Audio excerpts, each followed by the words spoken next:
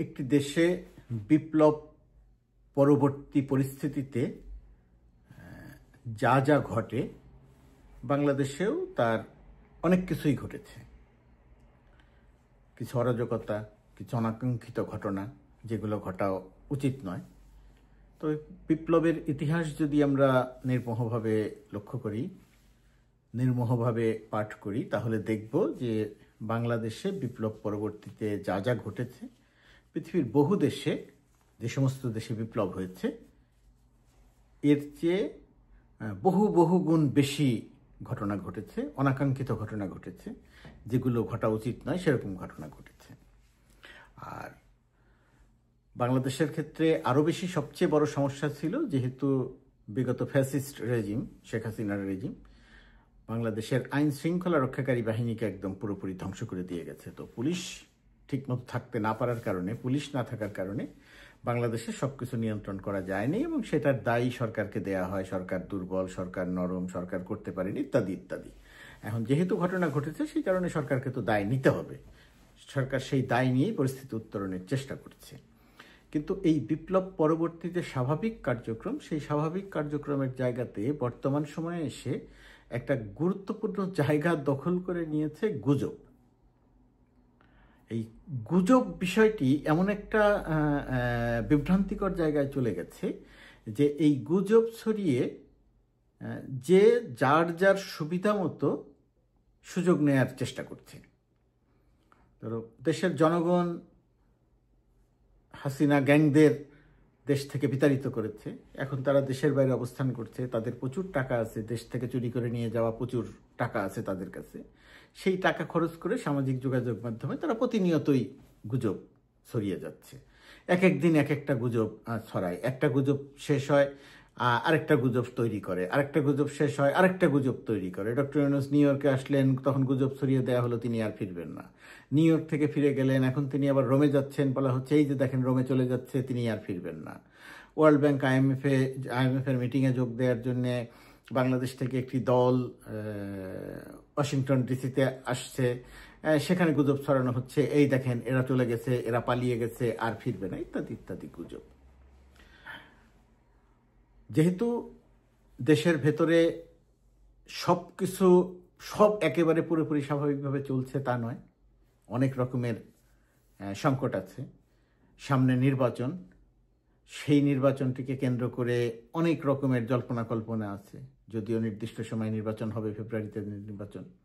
সেই জায়গাটিতে একটা গুরুত্বপূর্ণ জায়গা দখল করে নিয়েছে গুম বিষয়ক যে মামলা। আপনারা জানেন, আমরা জানি যে গুম বিষয়ক একটি কমিশন হয়েছিল।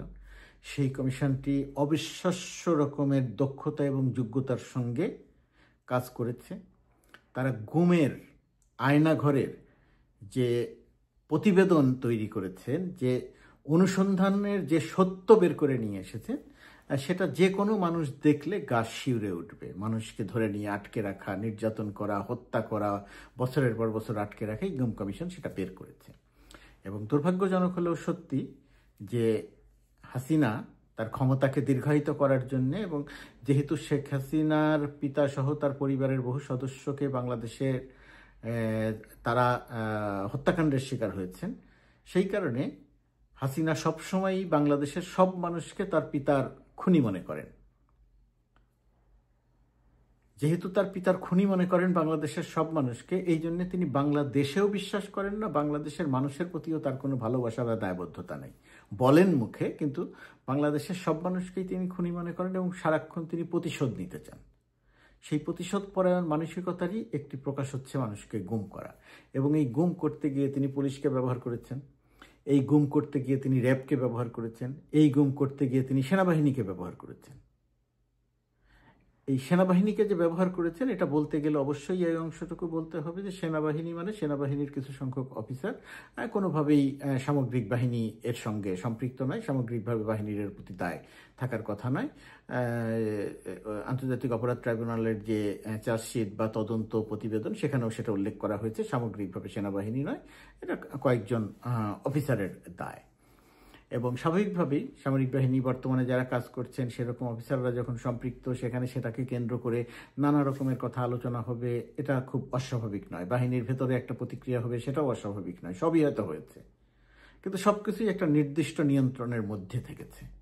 এখন এটাকে কেন্দ্র করে যে যার যার মতো পারে সে সেইভাবে সুবিধা নেওয়ার চেষ্টা করছে। কেউ গুজব ছড়িয়ে আশঙ্কা তৈরি করছে, কেউ গুজব ছড়িয়ে বিশাল বড় কোনো কিছু হয়ে গেল এরকম শঙ্কা তৈরি করছে। অর্থাৎ গুজবের জায়গাতে পক্ষ বিপক্ষ প্রতিপক্ষ সবাই এক হয়ে গেছে। এই জায়গাটি বাংলাদেশের মানুষের জন্য খুবই বিভ্রান্তিকর হয়েছে। সেই কারণেই বিনীতভাবে একটা অনুরোধ করা যে ডক্টর মোহাম্মদ ইউনূস দেশ পরিচালনা করছেন, তার যে আন্তর্জাতিক গ্রহণযোগ্যতা, আমরা যারা যুক্তরাষ্ট্রের ওয়াশিংটনে থাকছি, এইখানের সর্বোচ্চ পর্যায়ের সঙ্গে আমাদের যোগাযোগ হচ্ছে, কথা হচ্ছে, আমরা খুব পরিষ্কার করে সেটা বুঝতে পারছি তার গ্রহণযোগ্যতা, তার প্রতি সমর্থনের জায়গাটা। এখানে যে আন্তর্জাতিক অঙ্গনের গণমাধ্যমের ব্যক্তিদের সঙ্গে আমাদের যে কথা হয়, যোগাযোগ হয়, তারা আমাদের থেকে জানতে চান, আমরা তাদের থেকে জানি, সেটা বুঝতে পারি যে বাংলাদেশের যে বাস্তবতা, পৃথিবীর যে বাস্তবতা, ডক্টর ইউনূসের যে গ্রহণযোগ্যতা, সেই জায়গাটিতে এই ধরনের গুজব টুজব ছড়িয়ে খুব একটা আসলে লাভ নাই। হুট করে আসলে কোনো কিছু করে ফেলার কোনো সুযোগ আসলে নাই। আমি খুব সাধারণভাবেই কথাটা বললাম, আপনারা অবশ্যই যার যার মতো করে হয়তো বুঝে নেবেন। তো দেশবাসীর যেটা বলার বা দেশের মানুষের কাছে যেটা প্রত্যাশা, যে সব কিছু একটা নিয়ন্ত্রণের মধ্যে আছে, কোথাও কোনো কিছু অস্বাভাবিক কোনো কিছু নাই। অস্বাভাবিক যেটা আছে সামনে নির্বাচন, সেই নির্বাচনটিকে নিয়ে চ্যালেঞ্জ আছে, সেই নির্বাচনটিকে সুষ্ঠু গ্রহণযোগ্য করার জন্য একটা প্রস্তুতি আছে। আন্তর্জাতিক অঙ্গন যাতে দেখে যে বাংলাদেশে একটি সুষ্ঠু গ্রহণযোগ্য নির্বাচন হলো, সব কিছু একটা নির্দিষ্ট নিয়মের মধ্যে চললো, তো সেরকম জায়গাটা নিয়ে একটা চ্যালেঞ্জ আছে। কিন্তু বাংলাদেশে কোনো সংকট নাই। অমুকে এসে অমুকটা করে ফেললো, অমুকে এসে অমুকটা বললো, অমুক দিক থেকে অমুকেরা আসা শুরু করেছে, ইত্যাদি ইত্যাদি কথার এগুলোর আসলে কোনো গ্রহণযোগ্যতা নাই, এগুলোর কোনো ভিত্তি নাই। সেই বাস্তবতাই বাংলাদেশে নাই, সেই বাস্তবতাই পৃথিবীতে নাই এখন। ডক্টর ইউনূস যে সরকারের সামনে আছে, সেই সরকারকে কোনো এই ধরনের কোনো রকম কোনো সংকটে ফেলা বা সংকট হওয়া বা কোনো কিছুর আসলে কোনো বাস্তবতা নাই। সুতরাং যে গুজবই ছড়াক না কেন সামাজিক যোগাযোগ মাধ্যমে, বাংলাদেশের মানুষ তাদের একটা বিশ্বাস রাখতে হবে, আস্থা রাখতে হবে যে এগুলোর আসলে কোনো সুযোগ নেই, এগুলোর আসলে কোনো সম্ভাবনা নেই, এগুলোর আসলে কোনো আশঙ্কা নেই। বাংলাদেশের মানুষ সরকারের কাছে প্রত্যাশা করবে, সরকারের সঙ্গে আলোচনা করবে, সরকারের কাজের প্রশংসা করবে, সরকারের কাজের সমালোচনা করবে, এটা বাংলাদেশের মানুষের সাধারণ অধিকার। তো সেরকম একটা জায়গা থেকে গুজব ছড়িয়ে যারা সুবিধা নিতে চাইছেন, গুজব ছড়িয়ে যারা বিভ্রান্তি ছড়াতে চাইছেন, গুজব ছড়িয়ে যারা তাদের নিজেদের জায়গাকে বড় করতে চাইছেন, সেই সমস্ত গুজববাজদের থেকে দূরে থাকাটা বাংলাদেশের মানুষের খুব বড় দায়িত্ব। গালিবাজদের থেকে দূরে থাকাটা বাংলাদেশের মানুষের একটা বড় দায়িত্ব। যে কোনো বিভ্রান্তি থেকে দূরে থাকাটা বাংলাদেশের মানুষের একটা দায়িত্ব। বিভ্রান্তি কারা ছড়ায়? কিছু দুষ্ট লোক, যাদের আর কোনো উপায় নাই, যারা দেশ থেকে বিতাড়িত, সেই সমস্ত মানুষ নিজেদের সুবিধা পাওয়ার জন্যে, নিজেদেরকে গুরুত্ব বাড়ানোর জন্যে, তারা যে রাজনীতিতে আছে সেই রাজনীতিতে সেটা প্রমাণ করার জন্যে নানা ধরনের গুজব ছড়ায়। দেশ থেকে যাদেরকে বিতাড়িত করা হয়েছে, দেশের মানুষ বিপ্লবের মধ্য দিয়ে যাদেরকে বিতাড়িত করেছেন, তারা দেশের ভেতরে যেহেতু ফিরতে পারছেন না, একটা স্পেস তৈরি করতে চাইছেন, সেই কারণে তারা গুজব ছড়াচ্ছেন। তো বিপ্লবের এমনিতেই বিপ্লবের পরবর্তীতে কিছু অনাকাঙ্ক্ষিত ঘটনার সাক্ষী হতে হয়, ঘটনা ঘটে। তার সঙ্গে যদি এই গুজববাজদের, গালিবাজদের গুজব এবং গালির পরিপ্রেক্ষিতে বিভ্রান্তি ছড়ায় এবং দেশের মানুষ যদি সেটা আংশিকও বিশ্বাস করে, তাহলে সেটা বাংলাদেশের জন্য খুব ক্ষতিকর। বাংলাদেশের জন্য ক্ষতিকর হয় এমন কোনো কিছুর সঙ্গে আমাদের থাকা উচিত নয়। বাংলাদেশের জন্য ক্ষতিকর হয় এমন যে কোনো কিছু থেকে আমাদের দূরে থাকা দরকার। কারণ বিশ্বাস রাখা দরকার যে বর্তমান সরকারের সময়, ডক্টর ইউনূসের সরকারের সময় এই ধরনের গুজব বাস্তবে পরিণত হওয়ার কোনো সম্ভাবনা নেই। সুতরাং আসুন আমরা গুজববাদদের না বলি, আসুন আমরা গালিবাজদের না বলি।